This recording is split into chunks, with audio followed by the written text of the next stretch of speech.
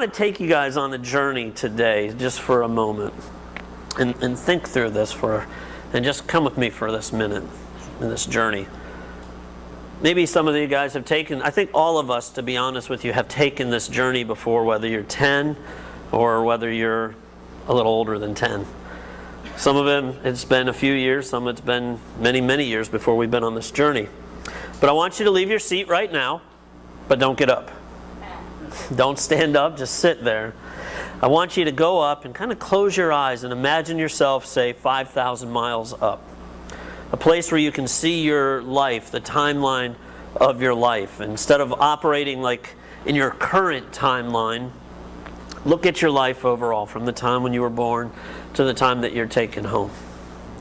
Let's say like you can see your life from beginning to end, kind of like being in an airplane. For a lot of you guys that have been in the Grand Canyon, it's a different experience to be in the Grand Canyon and look at the Grand Canyon versus being in an airplane above it like this, and then to almost looking at it from space. But look at your own timeline in that way. Look back to when you were maybe 10 years old. The thoughts, the dreams that you had, the wonder of life in front of you. The longing to be older. Every 10-year-old wants to be older, to be more mature. For some of you, that was a little while ago. For others, not too distant of a memory. Somewhere around this age, we began looking up into the sky and asking questions that are greater than ourselves. Reminds me of that Don Henley song, The End of Innocence. And I just happen to have that on my phone. Remember this song? Here's some of the lyrics to the song. Remember when the days were long and rolled beneath a deep blue sky.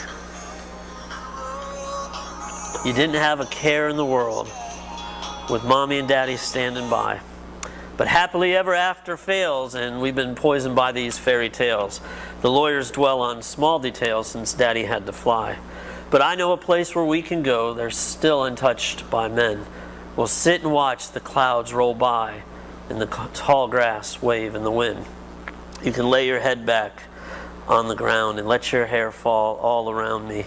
Offer up your best defense, but this is the end. This is the end of innocence. But let's continue looking at our timeline just for a few more moments. Maybe a few years later, it's usually between the ages of 15 to 21, we begin asking questions that we figure all the adults had answers to. Profound, big, eternal questions. Things like, is there a creator? And if so, who is he? Why am I here? Who am I? What am I supposed to do while I'm here on earth? And what happens when I die? Did you guys ask yourself those same questions at one point in your life? Maybe when you were 10, maybe when you were 15 or 21. I think all of us have asked ourselves these questions. I personally remember, kind of like that Don Henley song, looking up into the sky of New York when I was 6 years old, thinking, wow, what is this whole thing of life about? Wondering, why was I even here, and what was this creator, and who was this, and who am I? They're questions that seem to have an easy but an impossible answer. And in fact, we probably think back then, why don't the adults just give us the answers to these questions? So for many of us, we quietly stop asking the questions, both to others and then to ourselves, because we have to get on with getting on. We begin to focus on what we do while we're here. I mean, that's what everybody else is doing anyway. I mean, how many of us were asked this when you were growing up? What do you want to be when you grow up? Hey, David, what are you going to do when you grow up? That was the question that adults asked, isn't it? Well, what are you going to do? Not who are you? Let me tell you who you are. Not who are you going to be, but what are you going to do when you grow up? And we had these thoughts of all these different things we can do. And those seem to be the things that the adults would focus us back on. Are you going to be a doctor? Well, you make a lot of money as a doctor. You know, you can help a lot of people as a doctor. You know, lawyers also make a lot of money. What about going to be in law school? Actually, you should probably get into real estate, because 80% of the adults that are millionaires are in real estate. But the focus is on what to do, and we still haven't answered the other questions. So we get on to being an adults, and we start to forget about those other questions. Early on, and I see this in my own kids, the answers were a lot easy and a lot less focused on the peripherals, right? We didn't have to process so much. So I asked this to Zach, what do you want to do when you grow up? Mountain bike? Well, me too. When I grew up, now for some of us it was, man, I want to be a baseball star. I want to be a football star. It was like anything was possible. And there was just dreams. And we didn't look at the peripherals so much. For some of us, I just want to be rich. You adults seem to have all the money, so I just want me to get some of that money so I can get what I want. And it became about the quest for money because that was what would bring happiness. I don't know if for you guys it was this, but I wanted to own an ice cream shop. And I went out to California. My grandmother took me to Baskin Robbins. I think I was about 7 or 8. And I said, that guy has the life. He gets to taste all the ice cream he wants. I mean, that's the life I want. I want to own the ice cream shop. I mean, then I could just eat ice cream all day. But we still hadn't answered the other questions. Because then you start thinking, well, what about the real world? Well, have you really thought about the real world? Dave, eating ice cream all day, is that actually going to work? You're going to eat all your profits. I mean, come on. Oh, wait, maybe I can't dream. Maybe I got other things to take care of. The real world starts to take its effect on us. And those cool pipe dreams that you once thought were now being bogged down into the details. Things like, how much school would it take? How much money can I make? When I was in high school, we had these pamphlets that were handed out. And if you went to Palmetto High and got a PhD like me, then you got these pamphlets that listed all of the different careers that you could get.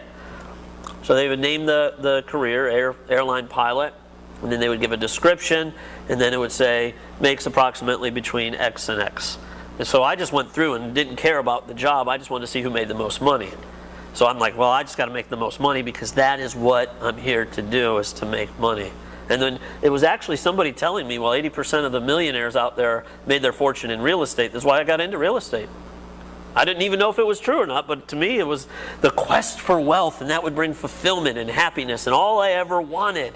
But see, I was focusing on those, not on the previous 3 questions, but I was focusing on what do I do while I'm here. I'd stopped at that point really of asking the questions, is there a creator and who is he and why am I here and who am I? Because that number 4 focus seemed to be what the adults were helping me to focus on, and really what the thing that would bring the most happiness, what would give me the most significance. So I would look well in front of my peers, so I would make the family happy and they would be proud of whatever career it was. And what would bring me the greatest security? Because I wanted money for security too. But do you see what we do there? We look to what we're going to do to bring us security, significance, and happiness. All right, now before we come back down to our seats, let's take one more look at our timeline. Before we get in our nice, comfortable plastic folding seats, let's look one more time at our timeline. Maybe when you were 25 or even 30, you stopped asking the other questions because you had to get on with living life. Things needed your attention. I think this will pretty well sum it up in 3 points. For some, it was getting married and having a stick figure family to put on the back of your car. We don't have a stick figure family. Actually, we have a redneck stick figure family in case you guys live down a dirt road. Do you guys know what that is? Your car, the back window gets dusty and you just draw it on the back with your finger. So I usually make myself twice as tall and more profound as everybody else because we have a redneck stick figure family. Now everybody's going to flock to the back of my car to see it. The car's actually kind of clean today, so it's not on there. But we get busy getting married. Well, marriage must be the next step. Look at the adults. Look at those ahead. This is the next step. You get married. Of course you get married. Why do you get married? Because you got to get married. You got to have married. You got to get a family. You got to have kids. And you start falling into line. The cares of the world and the job and putting on the right face seem to take effect. Right? I mean, I'm the happy homemaker. Look at my house. It's in order. I found this picture on there. I don't know who put it up, but it says, I put on my happy face. Now what? And sometimes I think that's kind of a profound picture. There's a vapidness to it, an emptiness. Because we're so focused on the other one, we don't even know why we're here to begin with, who the Creator is, and who we are. Because we've just gotten on to getting on. And for some of us, including myself, it began to be what next event would make me happy. What was the next thing that could bring me happiness? Was it a party at my house later? Was it going to the next concert? Was it, well, what could bring me happiness? You know, they're playing a new show tonight. It's on primetime TV. It's, boy, I can't wait to watch the show. Man, I can't wait to go and have wings afterwards. And happiness became something to go and get. Became an event-driven, and it was from the outside in. But as much as we tried, it would soon pass. And our jobs and the things of this world and other people and fun, fantastic events really couldn't fulfill that longing inside, the things that God has placed in each one of us, a need for security. And we had believed that the almighty dollar and our pensions and whatever it is, that's what would bring us security. But it actually can never do that. I don't care how much money you have. And sometimes, let me just mention this, sometimes the people that have the most money, their focus is still on the money. And they never have enough to truly be secure or to be happy, because that bar tends to move and it keeps moving. I mean, I remember thinking, man, if I could just have a paid off car, I would be happy. Well, now if I could maybe get a paid off house. Well, maybe if I had 2 paid off cars. Well, maybe if I got this. And that bar just keeps moving. More quantity, more quality. You know, it's that good old American way. That bar keeps moving to think that's what's going to bring us happiness or security. And then there's a significance. We want to feel important. And the only way to do that without answering the other 3 is to focus on what we do while we're here, right? So my job has to make me feel important. My place as the almighty, good old American mother that has it all together has to make me feel important. And that's why when loved ones, when people step on your toes and they don't help you to feel important, we then start to gossip and push those other people aside. Well, Martha didn't mention how well my children were dressed today. I mean, come on, Martha, don't you know I'm the dad that has it all together?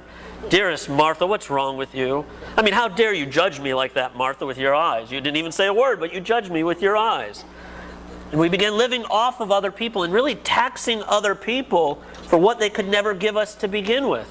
Because even if she could and she would do that, it still wouldn't be enough. I still would need Jeff to make sure that he thought I was the best pastor ever. You know, and he could write blogs about me. And when he didn't write his blog properly about me, I was like, look at Jeff. What does he know anyway? I mean, he doesn't know as much as Tony. And Tony's really into me right now. And he thinks I'm all that as a pastor. I mean, you need to be more like Tony over here.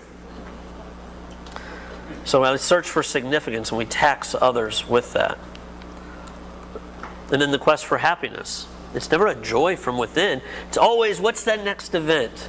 And you know, guys, sometimes when we get together with other people, this is really what we talk about. Oh, what's your next trip you're going on? Oh, what happened on your last trip? How did you like the buffet at that cruise? Was that the best buffet ever? And it's always about the outside.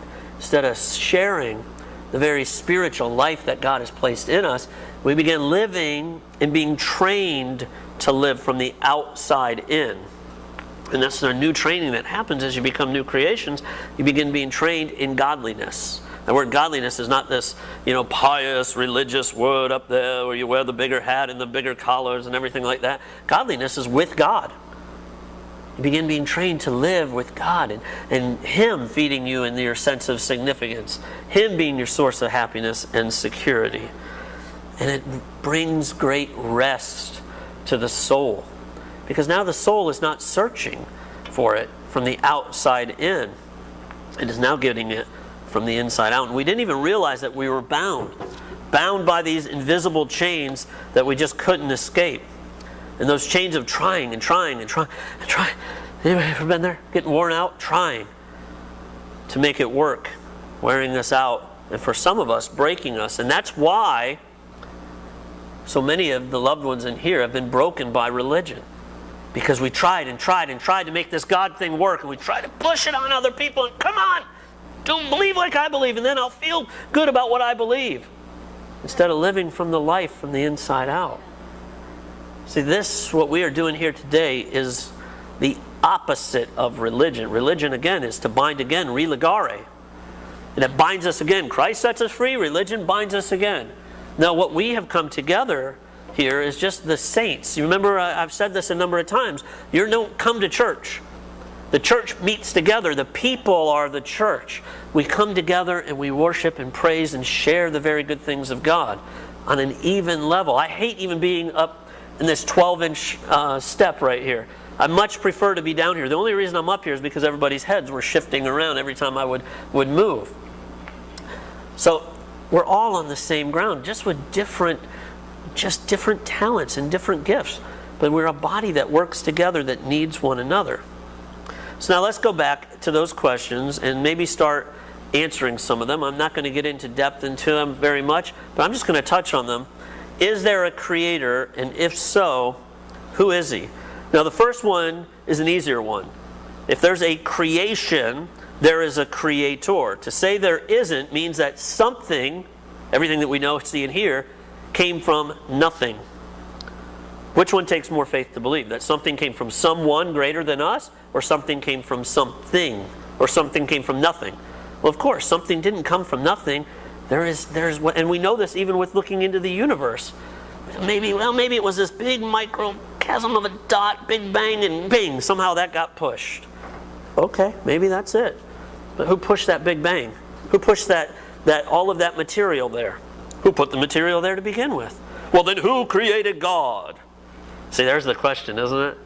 That it goes back to, well, then who created God? God is the uncaused first cause. Nobody created God. God is eternal. He just always was and always is. He just always is. And everything we know, because we are a creation, we know because God, the uncaused first cause, created all of it. So the first part is pretty easy. And that's why I think for many kids, it's very easy for them to believe in God. Because they look around and they say, well, something must have created all of this. Someone must have created all of this. Now the second one, if so, who is he, is a little bit different, more of a tricky one. It's kind of that whole, may the real creator please stand up. It was a journey I was on for about 3 years because I wanted ABC, anything but Christ. I wanted anything but Jesus. I wanted to be the Buddhist. I wanted to be, Confucius. Confucianism was the best one to me because most people have no idea what it is, and so I didn't have to learn a whole lot, but it sounded really cool and kind of Zen and Japanese, and man. So I thought, man, if Confucianism was the truth, that's what I really wanted to know and really wanted to be. But I kept looking through them, and there were such fallacies, there's such fairy tales. So I came to Judaism, and I thought, okay, the one person I was listening to on the radio had converted to Judaism at the time, and I thought maybe that's what I would become. So I started looking into the Jewish scriptures, again using my mind, but also more than just my mind, an open heart. I really wanted to know. If there is truth, if there is a God, I just want to know. You guys know that from my testimony, me laying on the roof of my house saying, God, if you're real, I want to know you. If not, I want you to take me out. Either way is fine. Just if you're real, I want to know you. And you would think in there he would write a message in the sky to me, but that's not how he works. He brought me on a 3-year journey to look at all the different ones. So for a time, I thought I was going to convert to Judaism. And everything backed up. There was so much reality in it, and so much that my mind couldn't question. But then I had to take that final look at Jesus. Now, by show of hands, how many people grew up in here Catholic or have been to Catholic church? Okay, so there's probably, usually it's about half of the people within there have been. And that was me. And that was the reason why I didn't want anything to do with Christ. Week after week it was beat over my head, and he was just always on that cross, and he was skinny and kind of pierced and just condemning me. I wanted to run away from that. But there became a day when I had to go back and I had to look at the claims of Christ with fresh eyes. No longer looking through that religious filter, but looking at him to say, okay, I want to know if you're real. And if you are, I want to know you. So I wanted anything but Christ, and come to find out I became a Christian, then became a pastor, and never would have guessed that this would be where my life is, after about 15 years. The claims of Christ, I had to look at each one of them. There was a book out that came out right afterwards that I had come to salvation. It was called The Case for Christ. And it floored me because it brought almost everything that I had researched and it focused it into one book. But there was so much more than just that little book out there. So I became a Christian. I began to know this God. And this is the beauty of knowing God. Jesus says, if you've seen me, Philip, you've seen the Father. God is like Jesus. And most people, they may reject the Jesus that I was rejecting, but they don't reject the Jesus of the Bible when they start to look at him with fresh eyes and fresh ears to hear what he has to say. He's like the ultimate cool guy that there is. I mean, he was the radical of the time. He was the one that was fighting against religion, and religion ultimately was the thing that put him on the cross. So we begin looking at fresh eyes of this Christ. So I would say that if you're in there and you're asking this question, if there's a creator, and if so, who is he? Begin to open your heart and just say, if you're real, I want to know you. Because what happens is, I think for a lot of us, we're like that ostrich. Put our head in the sand. We just don't want to know if there really is a God. We just don't want to know. We don't want to messing with our life. We finally got it straightened out enough where we can walk with a limp. We're getting on to getting on. But again, if this is the God that created you, then he's the one that knows you and knows how to help you to live. Hi guys, thanks for watching these videos. I hope that they are a blessing to you and are feeding you with the true Word of God. One that's not a mixture of the Old Covenant, New Covenant together, where neither make any sense or they both become obsolete, but one where it rightly divides the word of truth. And I pray that they're not only feeding you, but feeding others in your life, within your family's life. Pray more that the peace and love of God is shown and manifest and made real in your lives as you watch these videos, and as you understand how wildly affectionate and crazy God is about you, and live out of the abundance of his divine nature. Guys, if these videos are being a blessing to you and you want to help support them and help support all the things that we're doing at A Grace Place, well, I would ask that you would go to www.agpchurch.com. There's a giving button at the top right, and you can go there and you can give via PayPal, you can give through e-giving, you can even become a monthly contributor or weekly contributor. If you don't have a home church and this has become your home church in many ways, then please feel free to sow into this. One thing that we do differently is our finances are an open book. So if you want to look at what we're doing with our financials, there's ways to get our financials, and you can see what goes where. You can't see who gives what. Nope, we're not doing that. But you can see where the money actually goes out. And it's our desire not to only have this community of graced believers here locally, but to bring the good message of the happy God out. And guys, that's what you're participating with when you sow into this. So I would ask that you would give by faith. Remember, faith comes by hearing the words of God. So let God instruct you where to sow this money into. The money that he's so abundantly blessed you with. Remember, you're just stewards of it. It's his money. And if this is one of the places he wants you to do so, then I would say go to our website and click on that giving tab. But do so prayerfully and do so being led by God, not out of compulsion, but being led by him to give the good gifts so that others may come into this union life, so that others may know what it means to live in the grace and goodness of God. Be blessed, and here is the rest of the video. Let me go on to say, this next question of, well, why are we here? Now, this seems like such a deep question with so many nuances to be addressed. But let me show you a verse that aptly and succinctly will answer this question once and for all. It's found in 1 John 1 through 4. I'm going to read it, and this is out of the ESV, and then I'm going to read it out of the Message. It says, that which was from the beginning, which we have heard, which we have seen with our own eyes. He's talking about Jesus right here. Which we looked upon and have touched with our hands, concerning the word of life. The life was made manifest. The Zoe was made manifest. And we have seen it and testified to it and proclaimed to the eternal life, which was with the Father and was made manifest, meaning made known, visible to us. That which we have seen and heard we proclaim also to you. Now here's the reason for the why we are here, so that you too may have fellowship with us. And indeed our fellowship with the Father and with his Son Jesus Christ. That fellowship is joint participation. It is communion. That's what the word means. Communis, with oneness. So that you may have oneness with us, because indeed our oneness is with the Father and with his Son Jesus Christ. And we are writing these things so that your joy may be complete. Let me show you it in the Message. He says, the infinite life of God himself took shape before us. That life we know as Jesus Christ.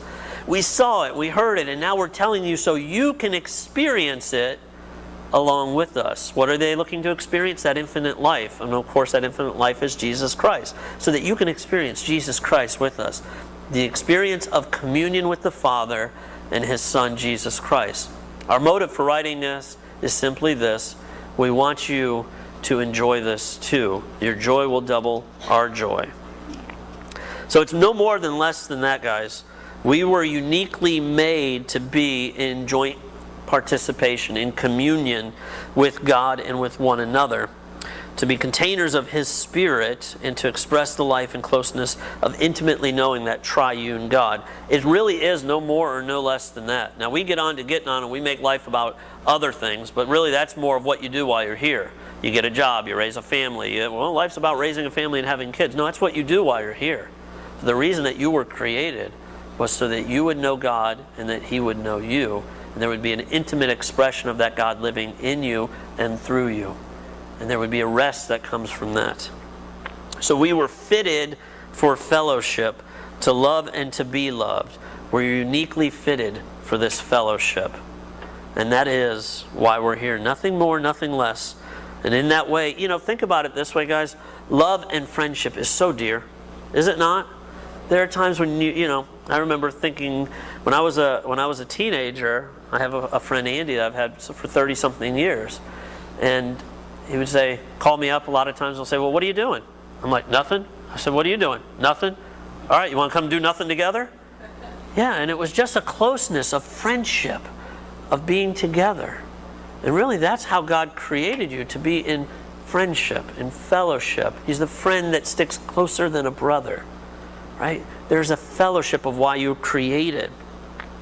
Now in true fellowship, communion with God, we would not only know about him, which is key, we need to know about him, but we would have a deep, intimate knowledge of him and his ways, an experiential knowledge. I've used this thing before, but we have a couple of guests, I'll do it again. Jacqueline and I know all about Jacqueline.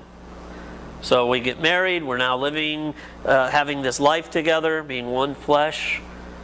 And I begin to now know her, experientially knowing her more and more and more.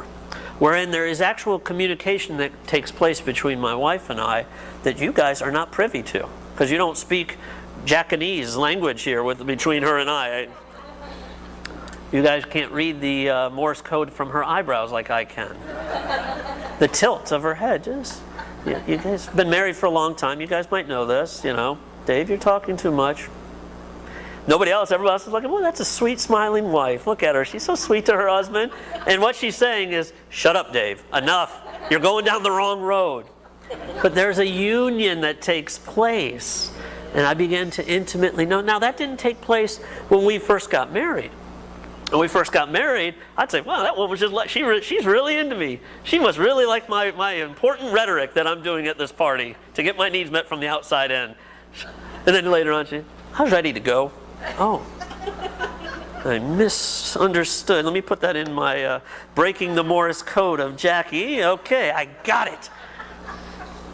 I didn't actually get it then. I had to go over and over and learn my lessons. And now there's this beautiful intimacy that takes place. And her and I, we've been married 12 years. There's an intimacy that takes place of just being together. We can sit, not doing anything, but just being together and enjoy one another. There doesn't need to be long conversations. And you know what? Sometimes I think we need to do that with God. I think that's why he reminds us that, to be still and know that he's God. It's okay. Just be still. I got you. Enjoy me and let me enjoy you. Do we do that with our kids? Settle. Chill. I love that with Chloe, where I can, when she gets worn out, and sometimes when we're worn out, we're so, it's such a beautiful thing for God, because God's finally like, okay, now you'll sit on my lap and let me love on you a little bit. When Chloe gets worn out, sometimes she just wants to sit on Daddy. And she'll rub my back a little bit, and I get to just love on her. I'm not looking for her to perform, to do anything. I just want to love on her. And God is the same thing with us. We were fitted for fellowship. We were fitted to love and to be loved. And when we get one part of that and not the other part, we get all messed up on all kinds of things and we start performing for God. I just got to love you more. First, be loved. And then out of that abundance of love that He places in you, you'll go out and you will love others. And that is why we are here. So in knowing that, we would be secure because we know our Daddy's provision. We know that He's not the God that's far away. We know He's the God that now lives in us. We'd be significant because He loves and values us. Somebody had mentioned this earlier, I think it was Tony, where He even numbers the hairs on our head. You know, I do that with my daughter. I run my fingers through her hair. There's an intimacy that takes place between God and us if we will let Him. We're so caught up. This is why the danger of religion, because we're always trying to perform for Him instead of letting Him love us. And then happy in knowing Him, we experience His life, which is joy. God is not the cosmic killjoy like the messages probably have come across. He is the author of joy. And there's a joy and happiness are two different things. Happiness depends upon the happenings. Joy is something that bubbles up from within. And you can be joyful. And even in times of sorrow, there can be an immeasurable amount of joy. When the happenings are not lining up, because we're no longer of this world. We can have a joy that's above this world because it comes from heaven itself. It comes from God in us. So who are we? We're an expression of Him, made in His likeness, and formed by Him to live from the inside out. Last week, I'm going to show you the chart from last week. I'm not going to teach back through this one. But we were created very simply as a three-part being, body, soul, and spirit. The words next to there are the words for life that are sometimes translated in the Greek. Actually, soma is usually body in the Greek. Bios is life in the Greek, like we get biology. But in our soul, in our psyche, we were to know God. In our spirit, we would have His very life. So in communion with God, we would intuitively know God. We'd have an inner knowledge, a Jacqueline eyebrow thing with God. And isn't that what the Psalms say? I'll guide you with my eye. It's a beautiful, intimate picture of this union with God. We would know. And we would have that very expression that we get to know our Father's heart. We get to know the Creator's heart. He's not a God that's far away. He's a God that now comes to live and breathe inside us.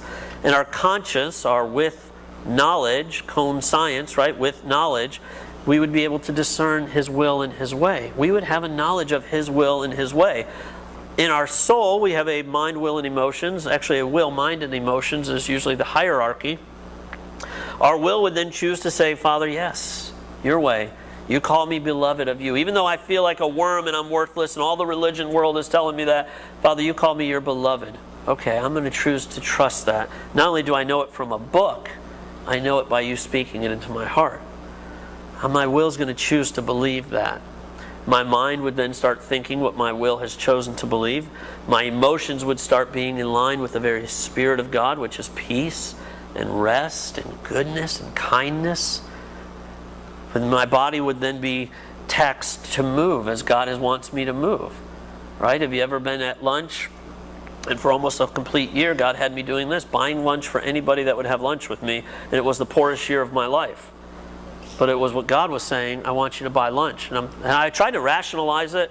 Notice that word, rational lies. My rational lies were this. Well, Lord, I know that you have all the provision in the world, but they have more money than me on earth.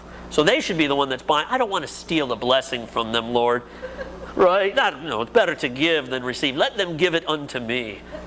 Anytime I slip into King James English, I know that I'm always rationalizing again to God.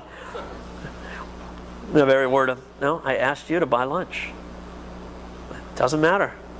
No, I trust my Father in that. Okay, Lord, I'm going to trust to buy lunch. Now, there's one way that He has worked with me, one way that He's worked. He's done that in different ways with each of us.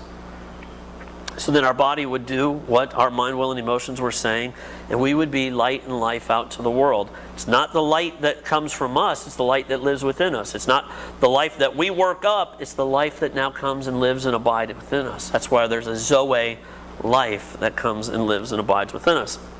But you remember what happened in the garden, right? The serpent said to the woman, You will not surely die, for God knows that when you eat of it, your eyes will be opened, and you will be like God, knowing both good and evil. And you remember what happened on that faithful day, or on that faithless day, probably would be a better way to say it.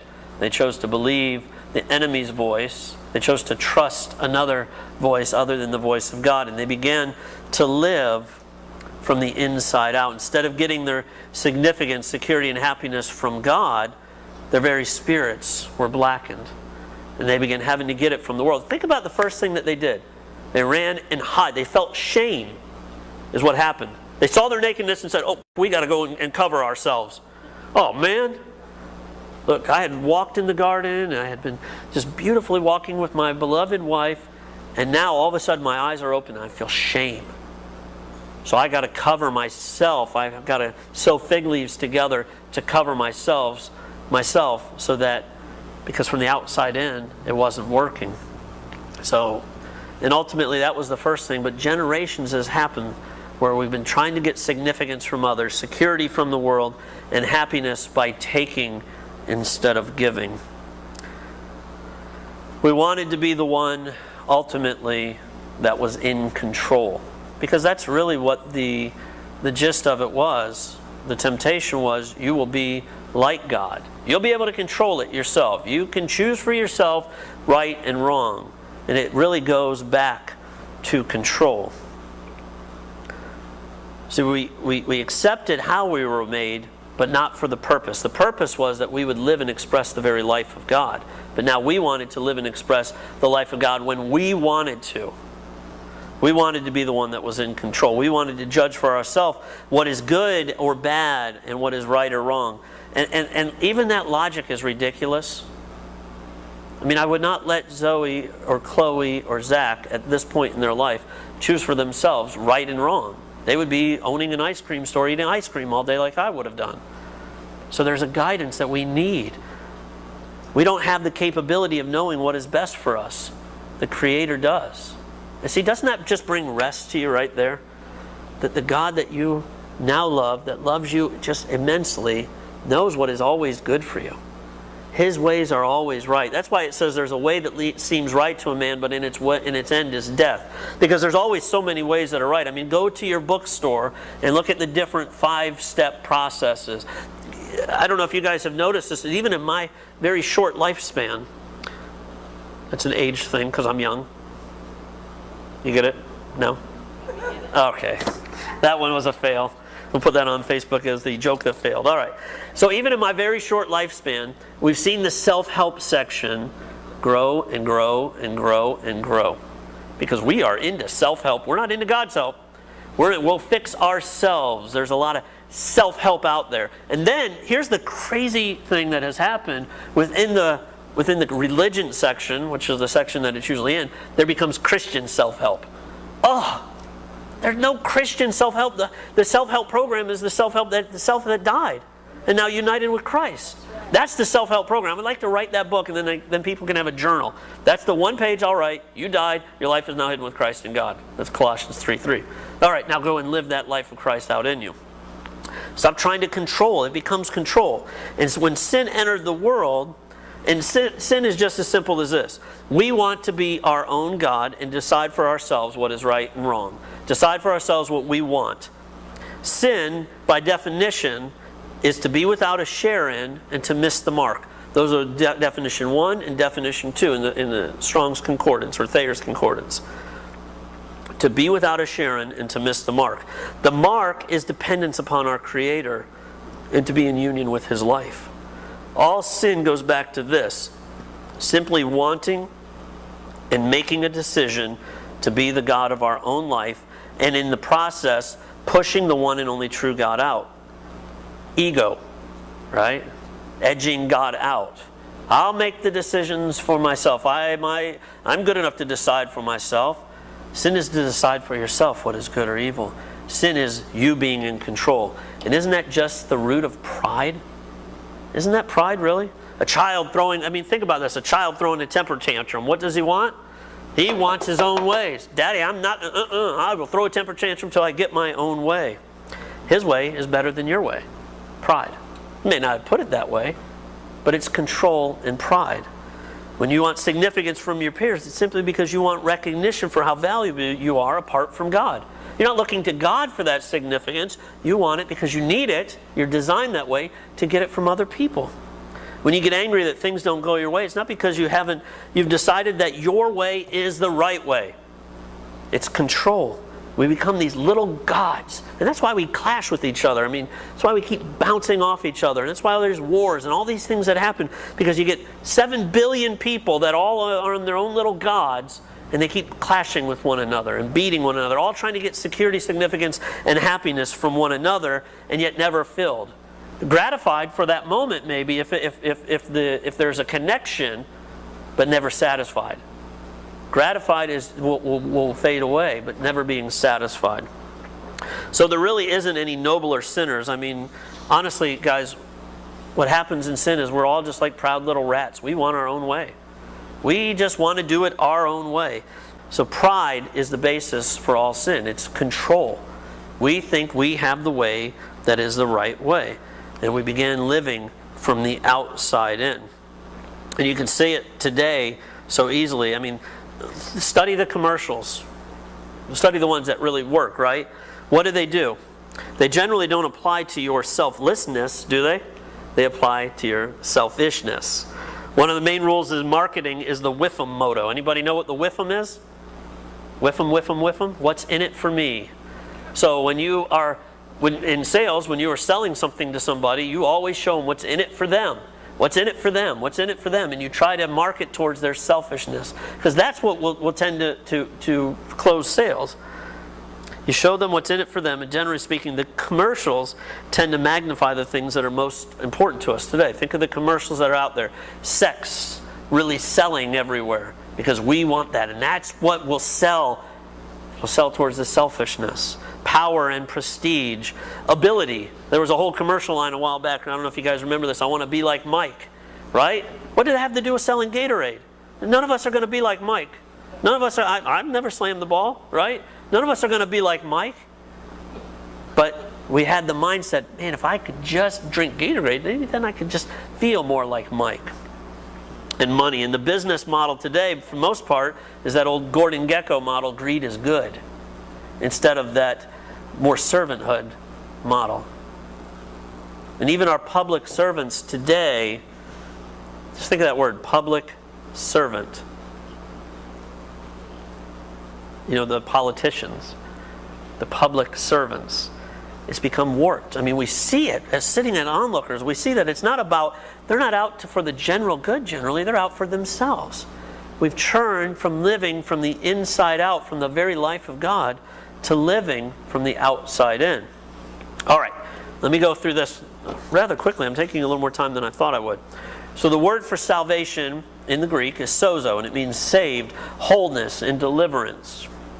And that's exactly what mankind needed. They need to be saved. They need to be made whole and delivered. And this takes place, reverses the whole thing. Reverses the whole thing from living from the outside in to living from the inside out. To move us from living from the outside in to the inside out. So here are my 2 points. So that's all just introduction to this point. Here are my 2 points. In fact, we need salvation. It's twofold. Number one, because we are dead and defiled in spirit, and we need a new nature. Okay? The very nature of God needs to be a new righteousness to express His life. We have filled our very spirits with sin, of living independent of God, and we need a new container to have His life. And His life does not live in sin. It does not live in independence.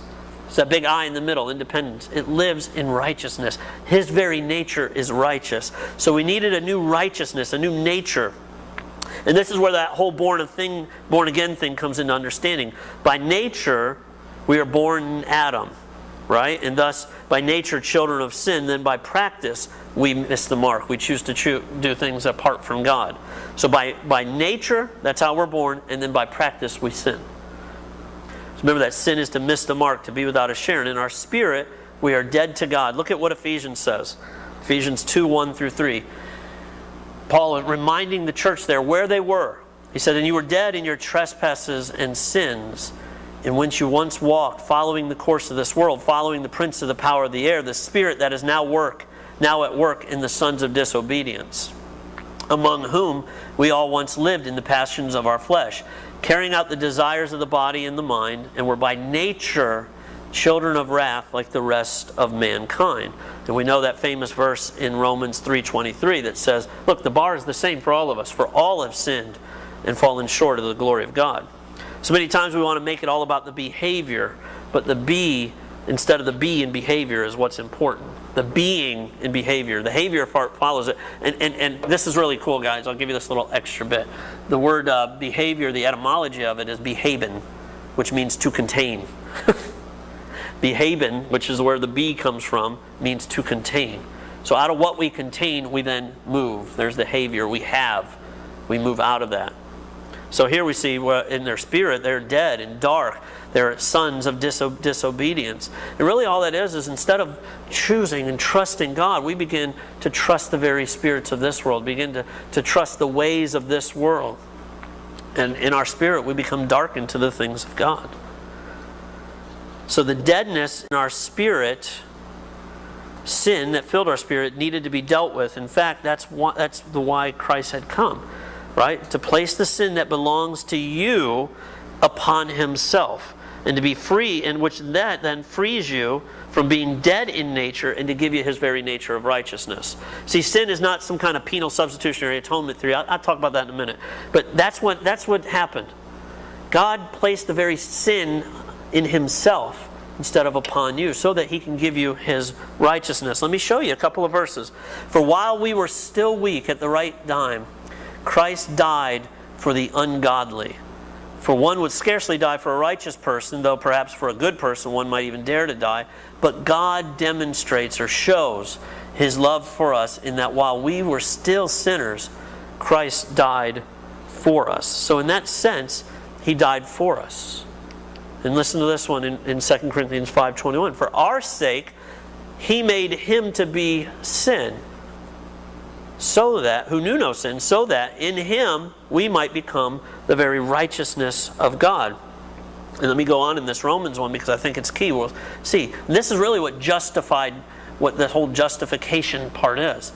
Since therefore we've now been justified by his blood, much more shall we be saved from him from the wrath of God.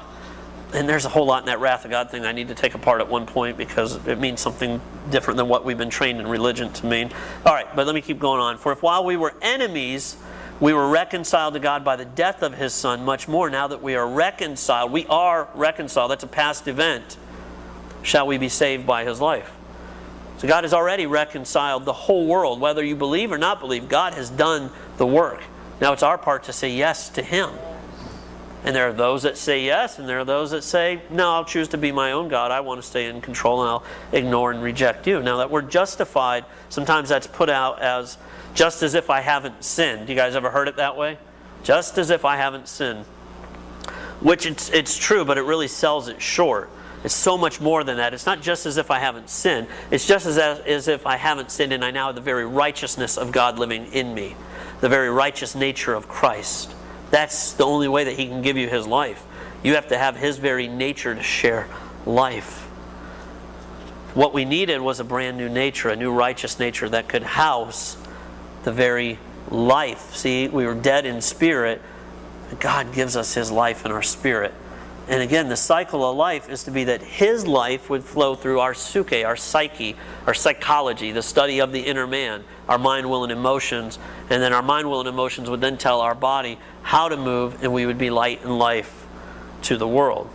Point number 2, we need to have life from above. So now our container is clean, it's new, and it's righteous. But it can't just stay there empty. It has to be filled with his life. And that's what he came to do. He came to give us his very righteousness. So our new righteous containers need to be filled from the life in the eternal, uncreated realm. Remember, sin is in the created realm. So we need something from the uncreated realm. We need the very life of God. That's why the things of this world can never satisfy.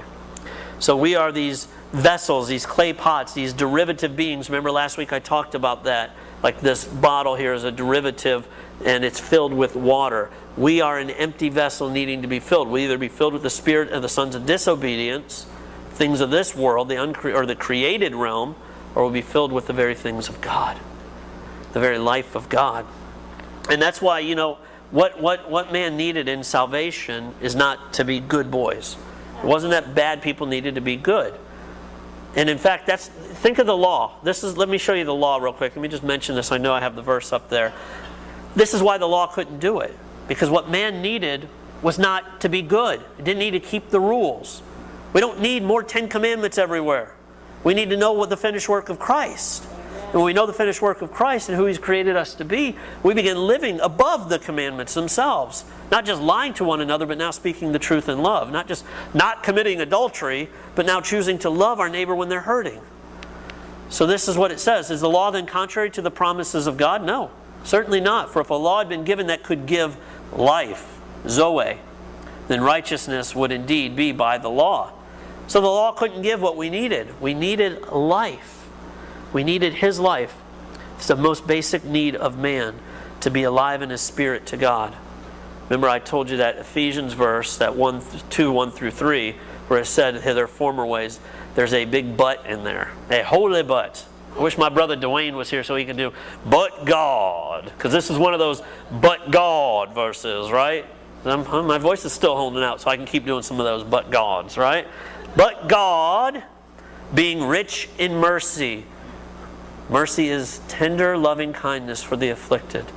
Being rich in tender, loving kindness, because of the great love which He loved us, even when we were dead in our trespasses, made us alive together with Christ. By grace, God's divine influence over your heart and soul, you have been saved. And we go on later to say, by faith, by receiving that very grace of God, we're now saying yes to the God that comes to fill us.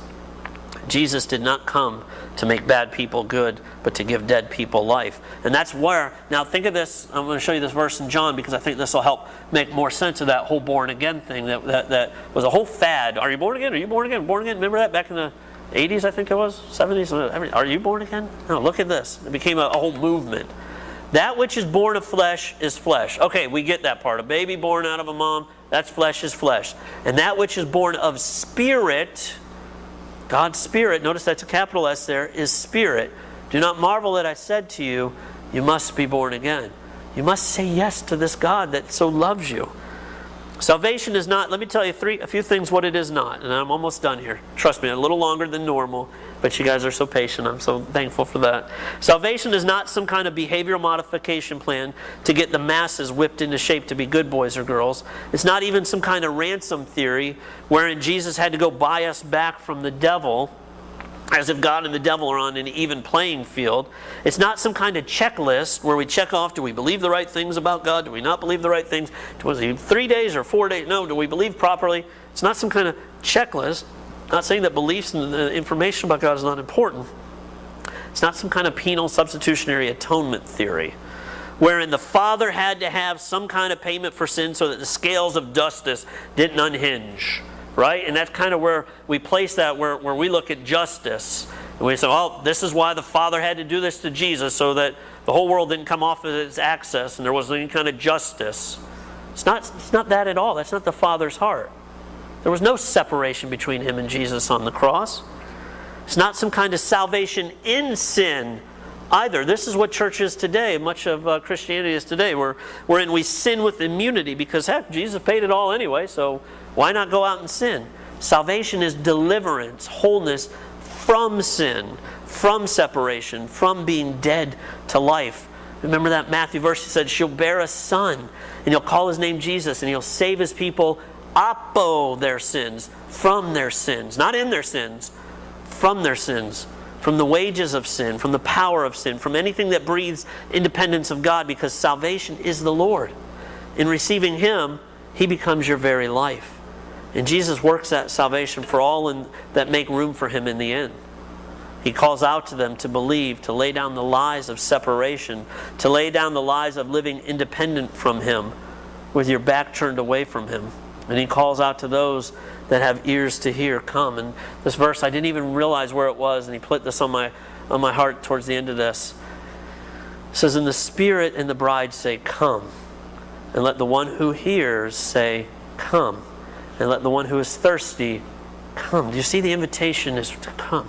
Come. And he says, let the one who desires to take the water of life, the water of Zoe, without price. It's like the prodigal returning back to the Father. The Father is there with open arms, not to condemn but to save, not to beat up but to heal, not to turn away but to open the very reason he formed you in the first place, so that you would know him, have fellowship and communion with him. And he says, come. I'm going to end on this verse out of the Message. Oh, this verse is just, I tell you, this verse is so beautiful to me, because this is God's heart to us today.